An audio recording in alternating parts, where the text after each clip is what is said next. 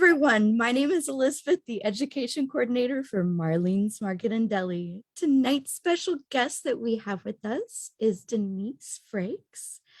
She is the facilitator for the Puget Sound Asthma Coalition and a life and home coach and a staple on our Marlene's schedule. Welcome, Denise.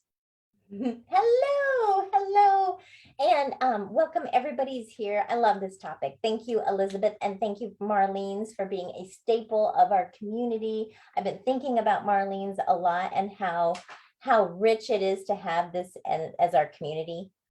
You know, that there is this homegrown community that we can come to and buy organics, but it's more than just having a place to buy fruits and vegetables. It is really part of the city of Federal Way. It's like, what are some of the wonders of Federal Way?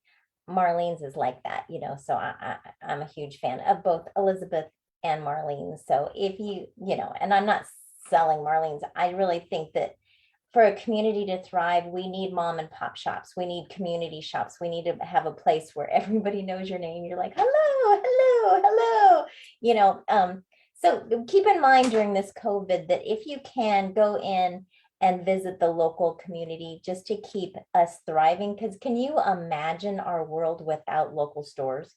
There were just all these big corporations.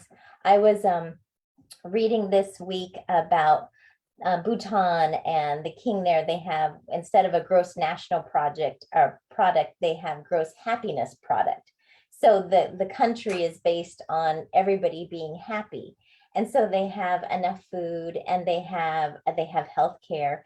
And what I thought was so interesting is when big corporations come in to, you know, kind of make things more industrialized, they tend to be turned down because the community doesn't want to interfere with the beauty and happiness of their communities and their environment. Can you imagine that? Just you pick happiness over extreme wealth or massive progress. So as you know, as we're thinking about happiness and how we do goals, I think thinking about our happiness has to be key. You know, and I'm so glad y'all wanted to be here, because if you think about, like, you know, at the beginning of the new, a lot of times we have dreams. We want to, you know, it just feels like at the end of the year, like, oh, another year. Did I do what I wanted to do? And you have these wishes and dreams, and you know, it can be everything from clearing out your house to losing weight, gaining wealth, connecting to family, moving out, going outside, being in nature. I mean, there's a zillion things we want to do, but at the end of the year, if we haven't done them, there's a weight that comes onto us and go. So when we turn the new year, we're like, this year, this is going to be the new year that we're going to do it. And then if we don't have practices in place, come the end of the year, nothing's happened. And, you know, as the science of you know, goals and resolutions go, they average 3 weeks. So no matter how passionate you are, no matter how joyful you are, no matter how much you need to make a shift, in about 3 weeks, if we don't build in habits and practices around it and make it sustainable, in 3 weeks it's gone. And then it's just like, and then it starts that whole cycle all over again. So before I got started tonight, I happened to pop into this little sheet I'd written out, and it's from Bronnie Ware, and she wrote a book called The 5 Regrets of Dying. And I literally just printed this out like 5 minutes ago. If you kind of know how I do my things here, it's just this inspired moment, and I'm like, yes, let's start with this. And so the 5 regrets the dying. So this lady, Bronnie Ware, I don't know if has anybody ever read this book? It's a great book, but she was in kind of a hospice situation. She was going into house after house and sitting with people as they were dying. And they were sharing with her. They were like, and she said they were like so passionate, like, don't do this. Make sure you do this. You know, they were so passionate about how she could live her life because they didn't want her to have the regrets they had. And these were the 5 basic regrets that she heard over and over and over again. Wonderful. Oh, yay. Okay, so here's the 5. I wish I had had the courage to live a life true to myself, not the life others expected of me.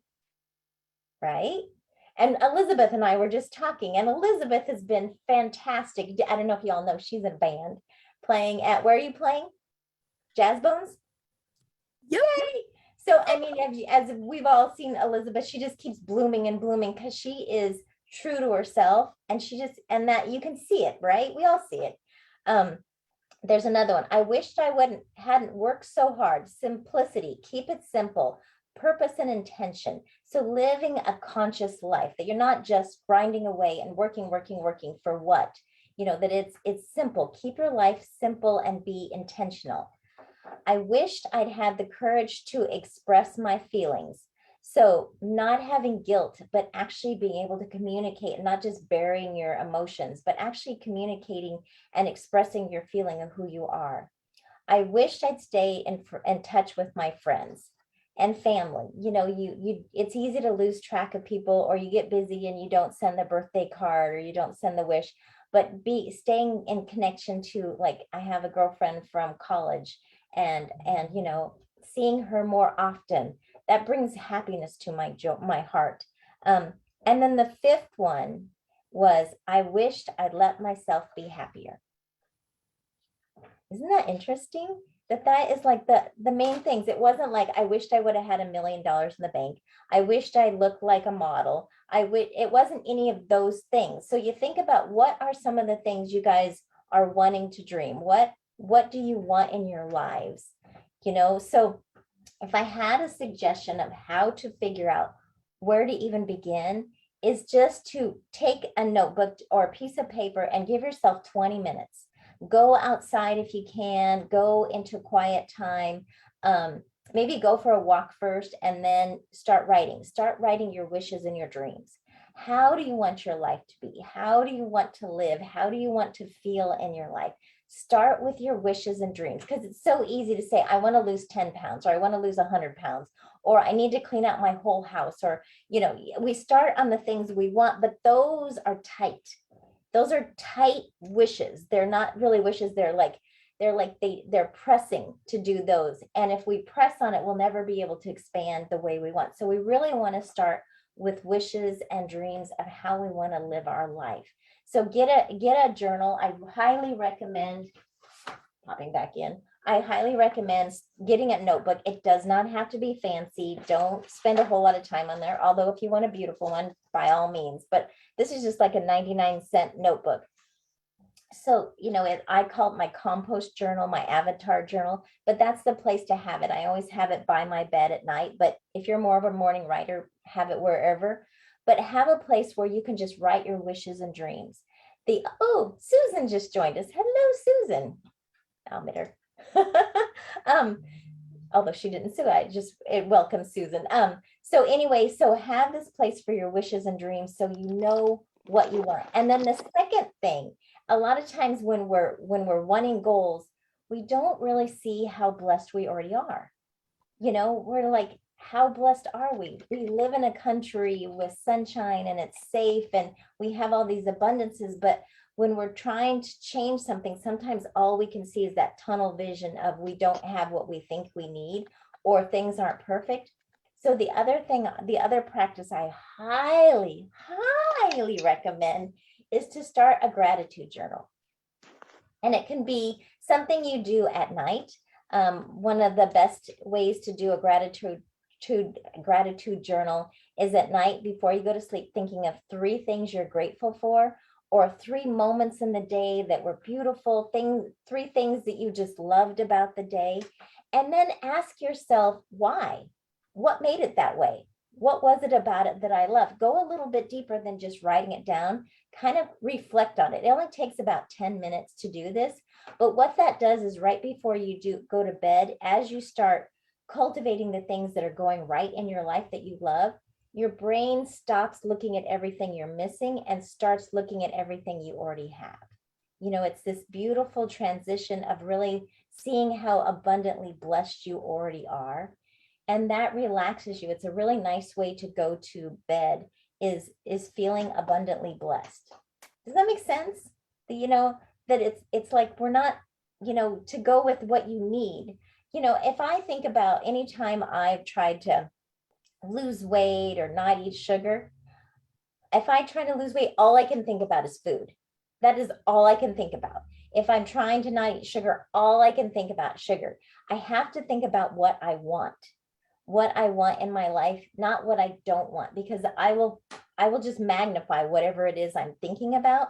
So if I'm thinking about what I want, if I want to feel vibrant, if I want to have health, if I want to wake up light and energized, if I want to have skin that's not breaking out, because with me, anytime I'm eating poorly, my skin goes, you know. So if I want to have pretty skin, I eat well, you know. If I want to sleep deeply, if I want my stress to go down, it's how I eat, it's how I live.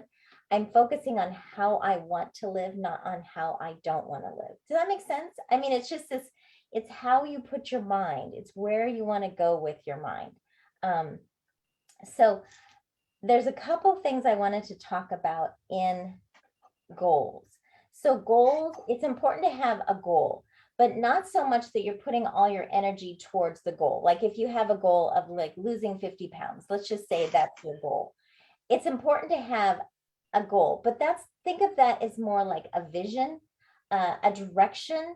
If you're playing golf, you don't play golf and not have any idea where you're going. You have a direction you want to go. You want to get the ball to the hole.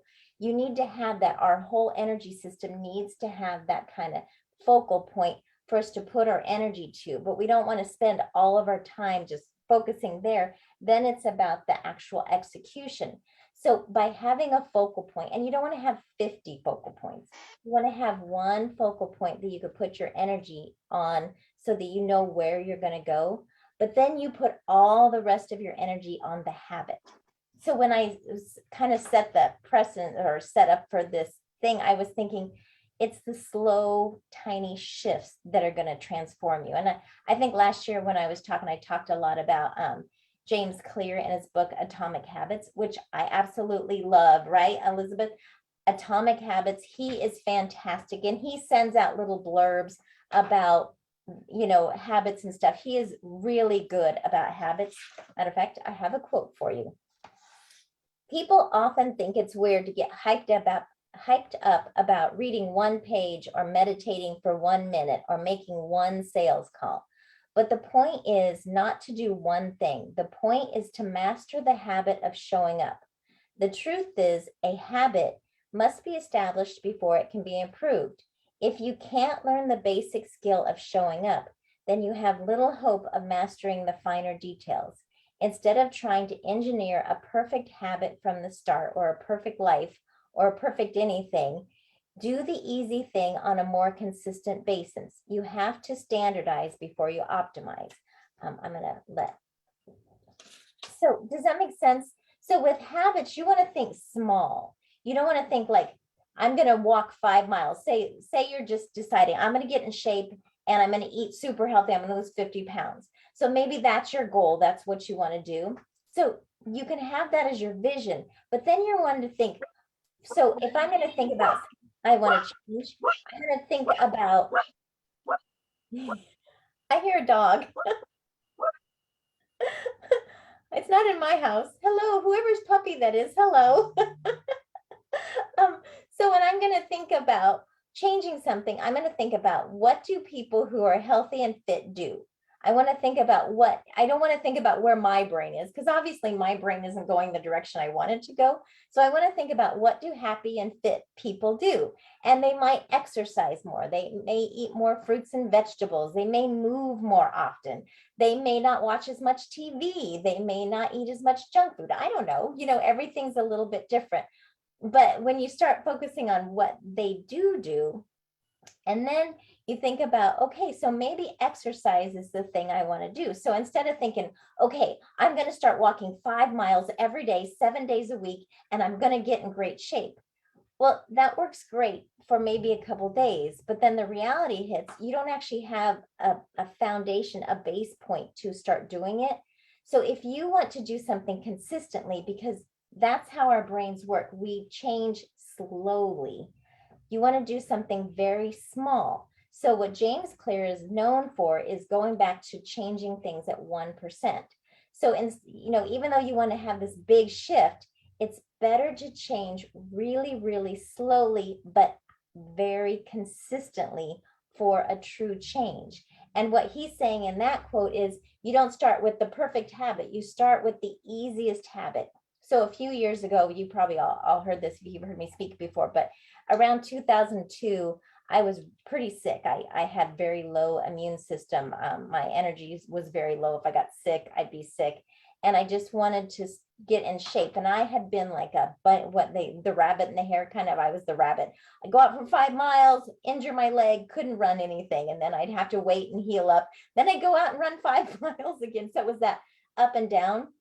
Well, when I got to such low energy and didn't feel good, I started going out and walking every day, but I was only going, I had to go 15 minutes or 1 mile. It was, and for me, that's pretty low because I tend to be a pretty active runner. So that may not be the right one for you. But anyway, I started doing it and I did it. I was on day 17, I think. And I remember being out walking with my sister and I said, I'm going to do this for 100 days. I'm just going to go. But, you know, at the time I had no idea I was actually doing it right. But I had one stipulation. I had to do it every day. If I could go outside, I would do it outside, but I didn't have to do it outside. I could march in place. I could do anything. I could run or walk, but I just had to do 15 minutes. No more. I could do as much as I wanted, but I couldn't do anything less than 15 minutes or 1 mile. That was my thing. What turned out to be so interesting about it was on days that I was sick, I did it. On days that I was busy, I did it. When days that I had company come, I did it. Because I made it so easy, I could do it in any situation. And that made me keep going. Well, I got to day 100 and I decided to just keep going. I ended up doing it for like 1,130 some days of that every day. That was a big thing all by itself. What it did was it turned it into a full-on habit. Now I don't keep track, but I still go outside every day, almost every day. But in the process of changing that one habit, everything else started shifting. I started changing my diet. I started sleeping better. It was like a drop in the ocean and it rippled out. And then all of a sudden I had my life back, my health back, my vitality back, my confidence back, because I had this confidence I could do something. And I also had the desire to do it so much that I didn't no longer adjusted my life around other people. If people came and if they wanted to be with me, they'd come walk with me. So I remember walking at like 10 o'clock at night with my brother. I remember walking around a university with my sister and stepmom. You know, it was like we started all walking together. I invited them in instead of trying to maneuver my life because they all knew I did that walking. But it transformed. It was a transformation. It changed my identity.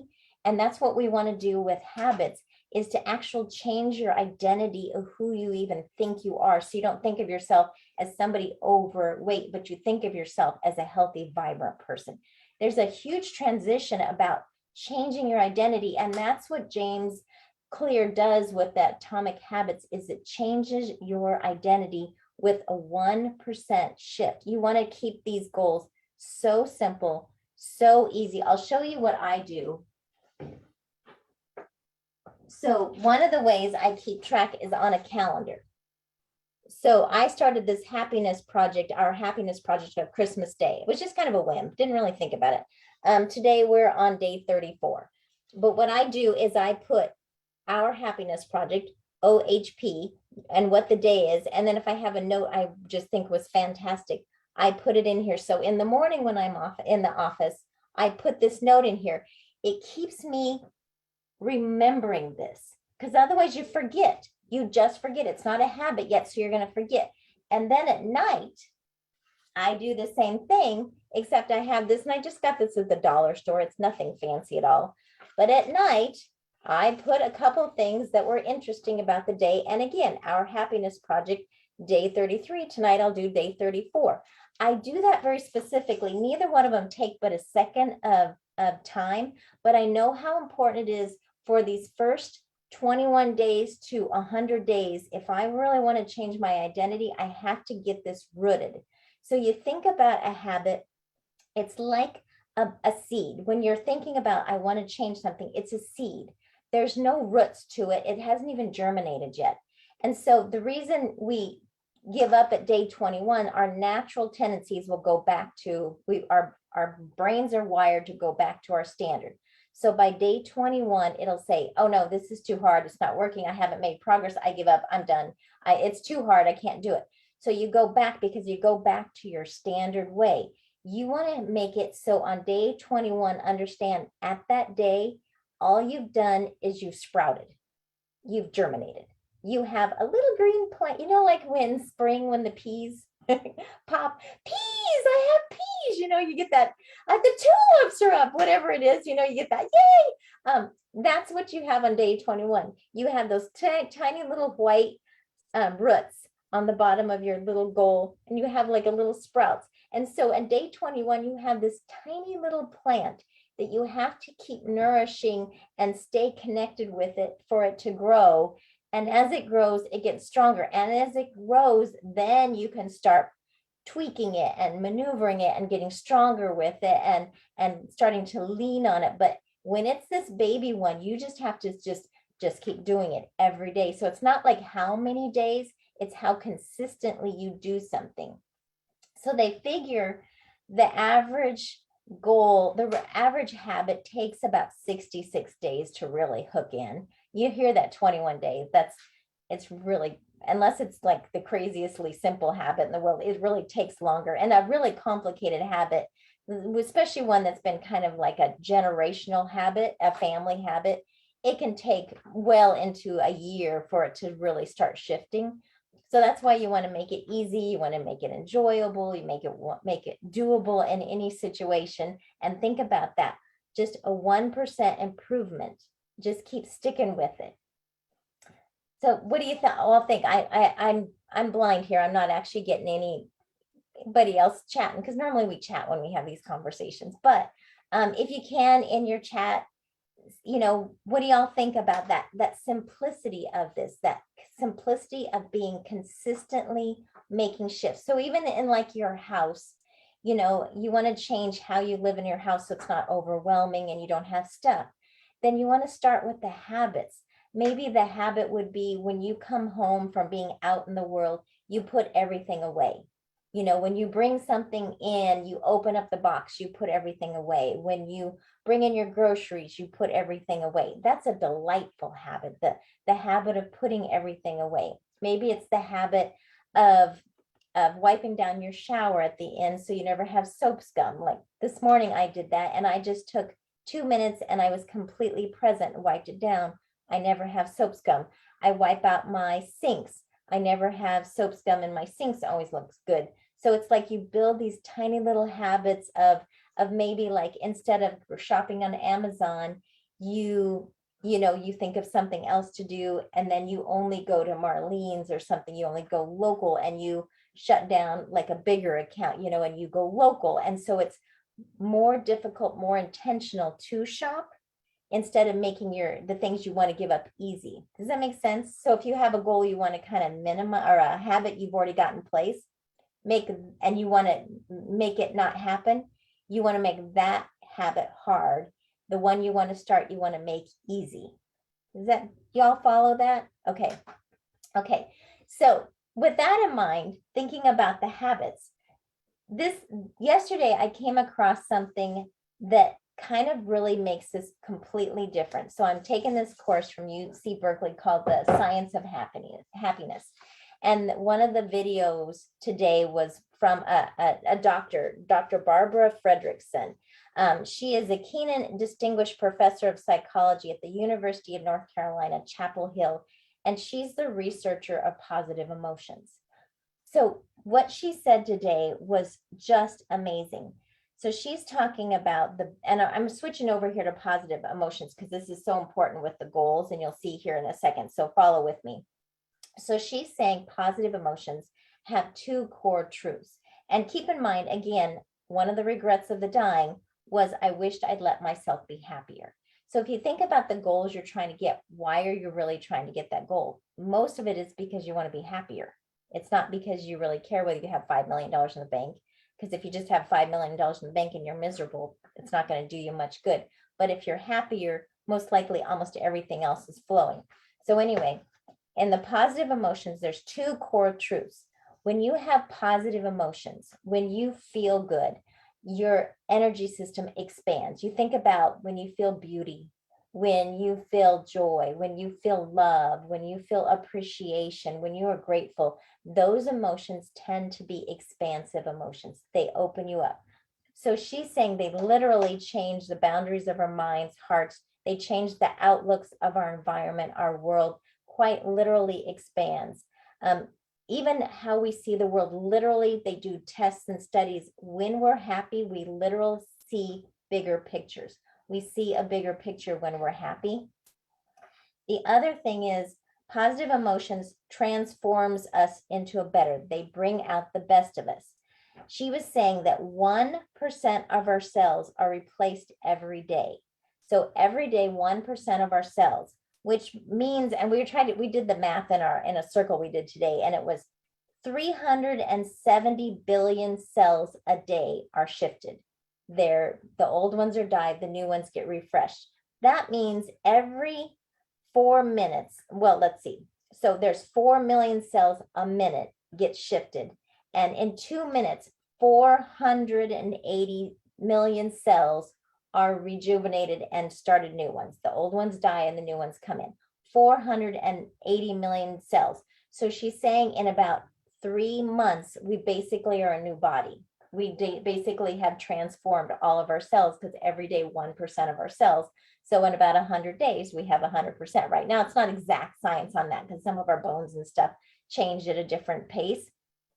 But what she said, which I thought was amazing, she goes, maybe the key is you can't teach old cells new tricks.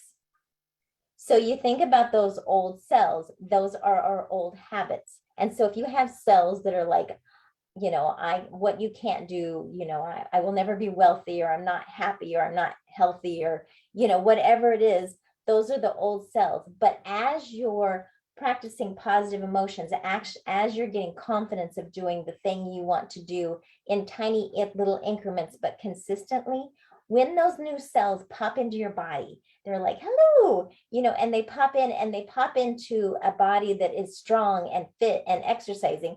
They think that's normal. They think that's the way this body works. They're like, oh, this is a happy, welcoming body. They came in. But the old cells, as they die out, we keep shifting. So as we shift slowly with these habits, we are literally transforming ourselves as we go. And that's why if you try to do something big, short time, you will not transform your life. But this is a way of truly transforming your life, of picking these tiny little habits consistently to do it, and then know that your system is actually transforming with it, and that your body picks it up at the same time. Are y'all following me? Is this as exciting to you as it is to me?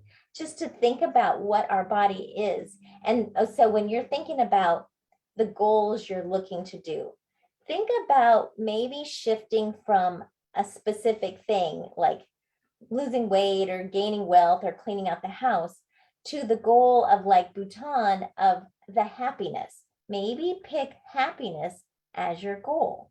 And then how do you go about adding happiness into your life, and see if by adding happiness, you don't start making the rest of your life a little easier. Like maybe you're losing weight not to get lighter, but to be happier.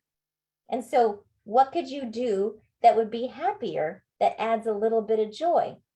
The science of happiness is huge. There is like a massive list of the things that can happen by adding more joy into your life, more happiness. And it's not just happiness, it is love and beauty and appreciation and awe and wonder, all those things, and gratitude. All those things are what they consider positive emotions.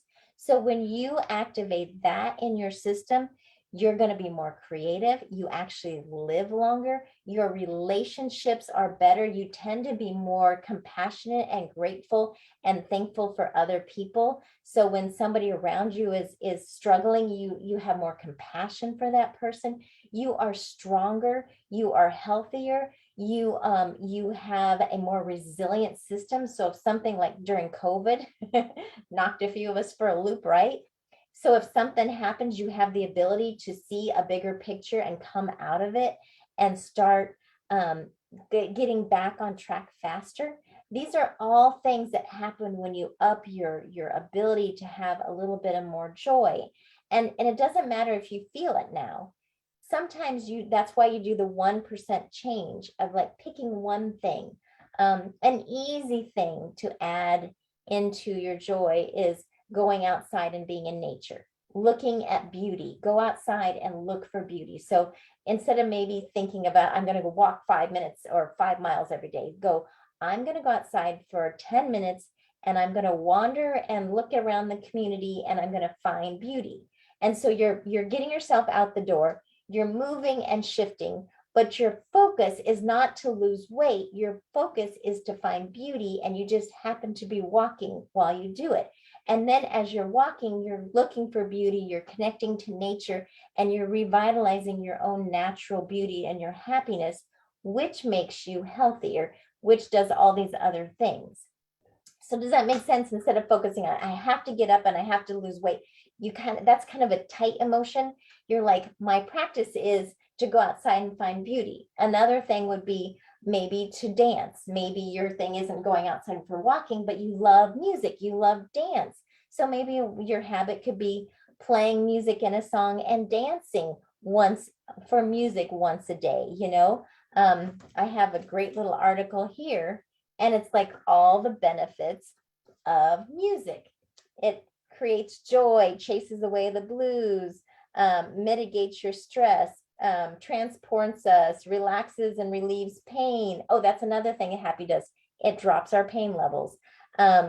It helps aging brains stay agile. It enhances memories. Oh, I love that. Walking in the trails. Absolutely. Getting out there. So think about these goals as way to transform yourself. So maybe your goal is you want to have more wealth.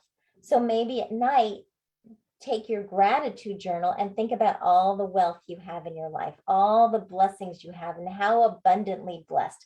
I have a great book called Happy Money, and he talks about when you go spend money, that you do it in a way of being so thankful for the people you're spending money with, and just appreciating them. And then when you receive money, you appreciate it, and you're thankful for the money that's being appreciated, that you don't have the tightness, you just have this joy around your money. And you think of things like you see in my house, I have flowers. So you think about, when you spend your money, do it on things that give you joy.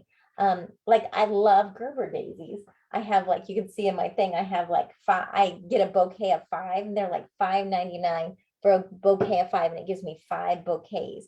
So it's a way of adding joy. So that kind of adds this circulatory system of your joy, your money. Instead of thinking about, I need more, think about how much you enjoy where you are. And then you start thinking of ways to add, maybe not waste money, more consciously of how you spend your money and how you give to other people with kindness.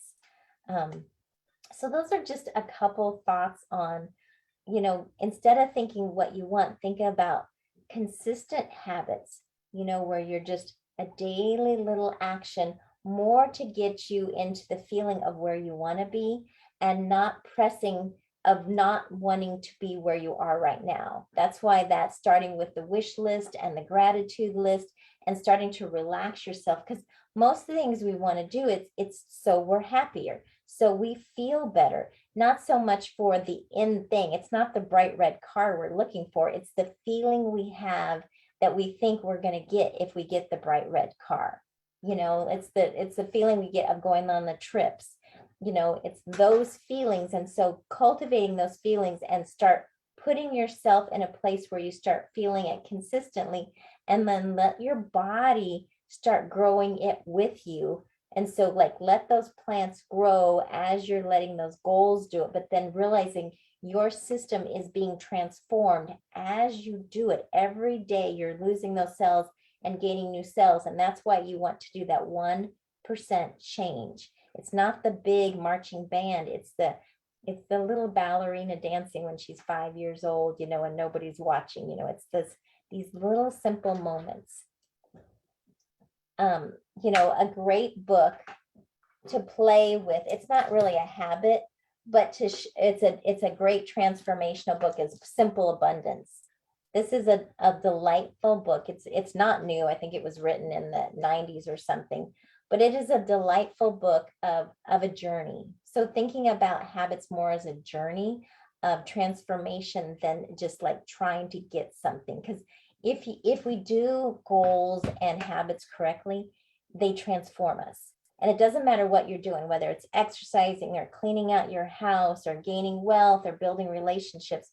By doing it in an intentional, grateful, practical, consistent way, the journey itself is the transformation. It's not really the destination, because the journey itself will keep evolving and shifting, and that's where the transformation happens. And when I think about like helping people clean out their houses, I never thought it was a good idea to have somebody else come in and just clean it all out and you're done. So yes, technically everything you wanted to do is done, but you lose the poetry of figuring out what you love. You lose the ability to shift yourself, your identity, and change your identity as you grow, as you change. And that's where the beauty is of these long journeys. You don't know where they're going to take you, but they're going to take you.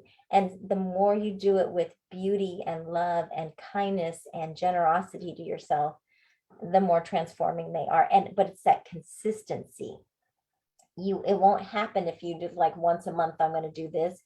That's why you want to keep it so simple. So on the days that you're exhausted, the days you have company, the days you're sick, you can still do it. So if you're going to do a goal, make it a habit that's so tiny, so simple that it's doable in any situation. And then just start marking it, like day 1, day 2, or think about out of 100 days, I'm going to try to do at least 90 of them. So, give yourself grace. If you miss a day, don't give up, just pop back in and just keep going. So it's not about perfection. It's that consistency that's going to transform. And that's pretty much all I had tonight.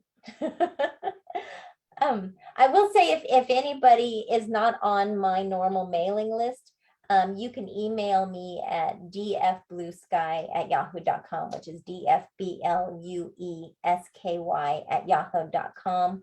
Or you can go to my website to denisefrakes.com, and then you can get on there and send me a note, and I can put you on my newsletter, because I'm going to be sending a newsletter out to join our happiness project, and I'll be sending it, I think in Sunday. I have another one coming out, but I've got there'll be a section in there, resources. So the lady that did Dr. Barbara Fredrickson, she did 2 videos. They're like 7 and 8 minutes each. They are fantastic, and those will be in that newsletter. So if you just want to get the resources and stuff from me, just hook up. I don't send out much, but just send out, and you can get those resources. I'll probably put one in there of James Clear too, of the habits, so you can kind of get these from these experts on how they transform and the value of happiness. And then also that consistent 1% shift and the power of both of those. Anybody have any questions? Feel free to unmute, folks. Yeah. Unmute, ask away. If you have any aha moments of yours, share it. Oh, speaking of that, I have another quote for you. So a friend of mine, Nancy, shared this with me, and I wanted to share this. I just love this. And this says everything about this journey. As she writes herself into existence, she begins to believe more and more of each possibility. It's from Amy Sheeran, from a book called Unseen City.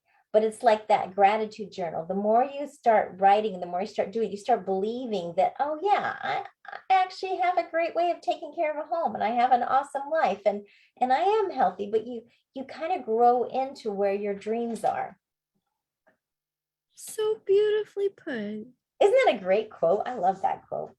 That's a wonderful quote. Any questions? Otherwise, I'm going to give you another quote. I have a question. Yeah. My name is Gloria. Hey, Gloria. Hi, thank you so much for this presentation. Yeah. I was wondering, like, how many goals is too many goals? Like, say you have or maybe I should say how many habits is too many habits. Like say you want to create a habit for your health. You want to create a habit for, I don't know, like expanding your knowledge, or you want to have a habit for your house, like, or your relationships. I guess like how many of the 1% habits like can a person manage at a time, or does it just That's a really great question, and I'm not sure if I have my thing here. So there's a wheel. Let me see if I can find my wheel. I think I have it right here. So there's a wheel you can fill out, and maybe I'll put this in the newsletter. So a wheel, I don't know if you can see, cool? but this wheel kind of gives you a chance to kind of look at different parts of your life. It goes really well with the wishes and dreams of like parts of your life, maybe like your physical health, your spiritual health, your relationships, your financial health. And so what they have you do is color it in and let you know kind of like on a scale of 1 to 10, 1 being or not, 0 being kind of non-existent, 10 flourishing, you get an idea of where you may need some support. So that's a really good way to identify where to have goals and maybe some areas that are really calling for your name. What I would recommend is no more than 2 different topics at a time. What I would say is even with that, I would pick 1 habit that is no matter what happens, I'm doing this. Now, that's not to say you can't change your diet, you can't exercise, but maybe your 1 habit is to go outside and go for a walk. And that's kind of what I did originally. I had the 1 habit, I'd walk, but you could add other things in, but no matter what, you hold the thread of the 1, because that's the one that's going to transform you. Because if you pick up too many, then all of a sudden you have to eat right, you have to exercise, you have to go to bed right, you have to do all these things. And at some point on a day you don't have the energy, you're done. And that's when those habits fall apart.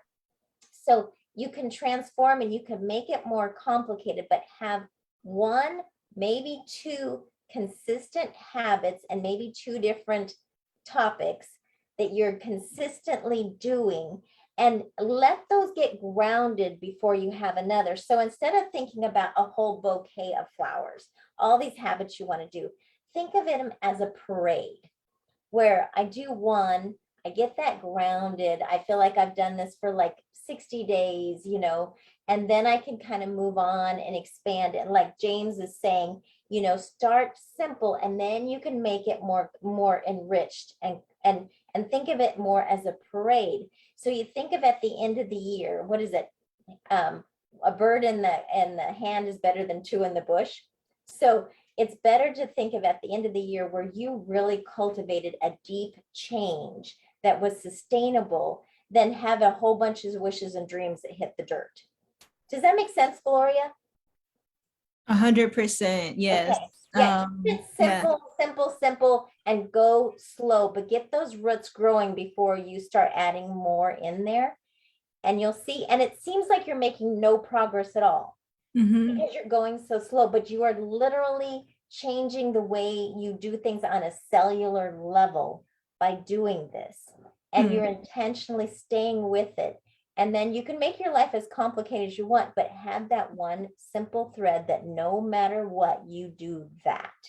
Gotcha. Okay. Thank you. Yeah, that makes sense. Because like what you said, because there's been times where I've tried to do too many things at once. Like you say, go to bed early, eat this. Right. I need to change everything. And that's when you get to that end of the year of like, oh my gosh, I have to do everything. I have to start dieting. I need to make more money. I need to call my mom more often. Before you know it, you're like on the day 21 days, you're like, I'm done. Right. Complete crash. Yeah, exactly. So it's not about this. It's about this. And then at some point, these goals become transformational. And then you can start adding. I mean, when I started shifting how I take care of a house, I think what was the first thing I started to do was wiping out my shower. And then I started like doing the laundry well, and I, you know, make sure I do the dishes every day. And it's like 1 little pocket at a time. I start putting things away. And it's amazing how something that used to seem complex and crazy to me, now it's just a whole bunch of habits. But I didn't try to do them all at once. I picked 1 until it got solid, and then I picked another. And not that I did this intentionally, but it works. Right. Gotcha. Where can we check out that will at? The will that you showed us. Is that in a book? Oh, the wheel. Get on my newsletter and I will put this in the document so you can just download it. Oh, cool. Thank you. I'll put a note to add this on there because it's just a handy tool to have because somehow your brain knows where you are. Right. I don't know how we know, but our brains know where we are. Like even on knowing where you are on a happiness scale. If you have a scale of -10 to +10, 0 being neutral emotions, you know where you are. I don't know why. We just know this stuff. So that these are things that are nice little tools to play with. And also, I feel that writing it down and having a visual representation of the inward processes kind of sheds the light like, oh, I would have never thought about that. But now seeing it, Yeah. I'm believing it. And here I go, making a new habit. And what you just said is spot on. When I did the 1100 days, I literally had a running journal and it was like line after line. So it was only like a double line thing. So I didn't write much, but every day I posted that I walked and I put how far I went. I would put a little note in there. So it was like a couple little tiny notes or sentences. And that's kind of what I'm doing with this because I know how powerful it was. Because it was funny at some point, it becomes harder not to do it than it is to do it. At first, it's harder to do it, but at some point, not doing it becomes much harder. And you're like right now, not doing the dishes is actually harder for me to do. Not wiping down my shower is harder. Not going for a walk is harder, which is great because then you let the habits do the work for you. And then you can start working into other things. But Elizabeth's dead on, write it down. I like calendars because it gives you, a way to keep track. And I like counting things off because it lets me know where I am. And you don't like to disappoint yourself at some point. But like I said, if for some reason on day 52, you can't do it, just go 52, put a circle and maybe do it twice the next day, but don't stop.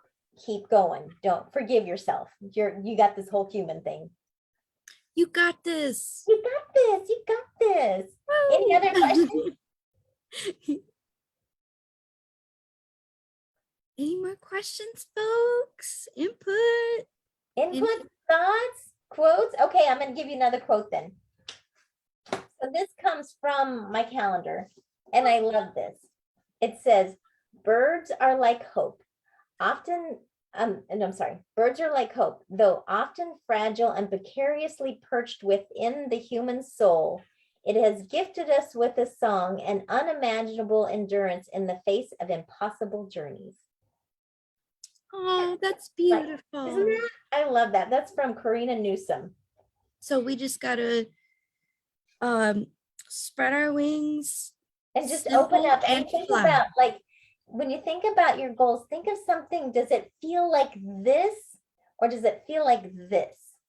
Because if you're doing this, it's going to be a lot harder, but do something that feels enjoyable, something you look forward to. A good other tip too is if you're adding a habit, think about the things you already do every day. See if you can attach it to an existing habit.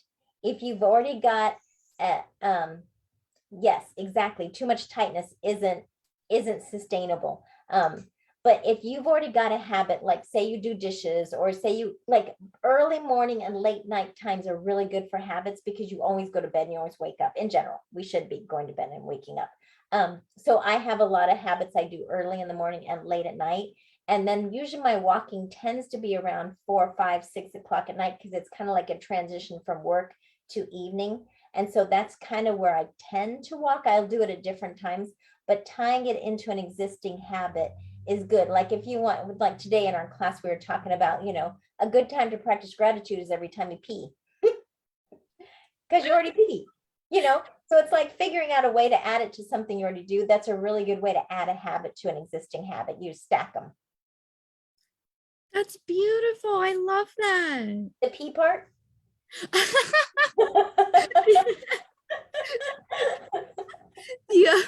the already established habit, but I am gonna start doing that. I know, why not? That's so great. Yeah, why not?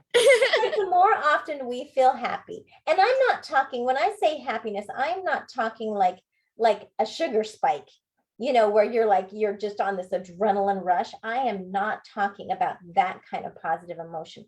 I am talking about the positive emotion where it feels like joy is bubbling up from your soul and expanding your heart. That's what I'm talking about when I talk about a positive emotion. It is an expansion of your energy system that feels all encompassing. It expands you. That is the positive emotion, not something like you're like, yeah, yeah, yeah, yeah. It's not that kind of thing. This is a rich, sustainable, grounded emotion that feels delightful. Feels like chocolate. Love that. Chocolate and joy. Chocolate and joy. And yeah, we're going into February. We got a little chocolate and joy and love to go. That's like love. You see a puppy, you're like, oh. You see beauty, you're like, ooh. Any other thoughts? Otherwise, I will let you go get on your wishes and dreams. Don't forget, give yourself a little notebook, jot down your wishes, your dreams, your gratitudes. Think about ways obviously I have 3 going because I know how hard it is to kind of keep going on this. So I have like dollar store, normal calendar, nothing crazy expensive. Thanks, Susan. Aww. Yeah. So have fun with this. The more fun you're having, the better it'll be. Do something you want to do. Find ways to enjoy it. Find ways to make it more enjoyable. Bring friends in, bring family in, be creative. I love it. So, an overview, simple is best. Attach a habit to a new habit and 1%. go forth and be joyous. Yeah, Woo! 1%. Don't, have a vision of where you want to go, but put all your energy into the actions, the daily actions. Build it into your system. No, beautiful. Yeah. Thank you so much, Denise. Oh, yeah. And thank you all for coming. Thank you guys for popping in. I wish I would have been able to see everybody, but I know you're there. So hello. Yes. Well, and thanks for everyone who watched with us on Facebook Live. And definitely check out Denise's website. There's a lot of really good information on there. And thanks again for watching. Take good care, everyone. Yeah. Thank you guys. Happy New Year. Happy New Year.